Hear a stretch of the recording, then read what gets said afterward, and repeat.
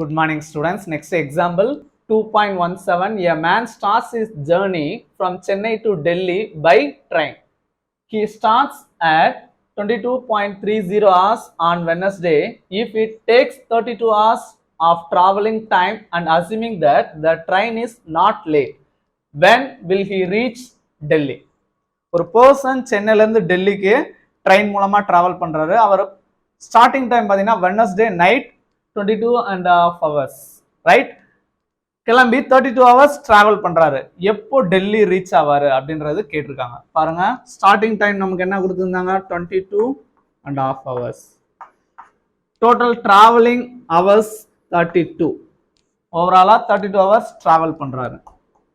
So ரெண்டையுமே நம்ம total பண்ணோம்னா எவ்வளோ வரும் பாருங்க? 22.5 hours.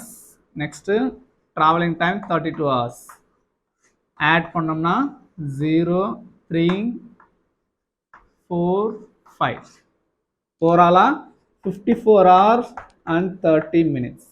ஸோ ப்ராக்கெட்டில் மாடுலோ 24 அப்ளை பண்ணுறேன். ஏன் மாடுலோ 24 அப்ளை பண்ணுறோன்னா இங்கே அவங்க மென்ஷன் பண்ணியிருக்கு ரயில்வே டைம். ரயில்வே டைம்னால நம்ம மாடுலோ 24 அப்ளை பண்ணியிருக்கோம். பாருங்க, 54.30 hours. மாடுலோ 24 அப்ளை பண்ணோம்னா 124s are 24, 224s are 48.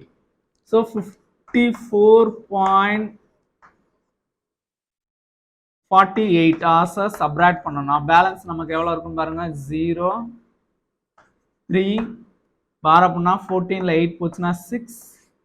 So 6.5 hours. 6:30 hours. Modulo 24. அப்போ அவர் ஸ்டார்ட் பண்ண டே வந்து வெட்னஸ்டே நைட் 10:30க்கு கிளம்பியிருக்காரு. 32 hours ட்ராவல் பண்ணியிருக்காரு.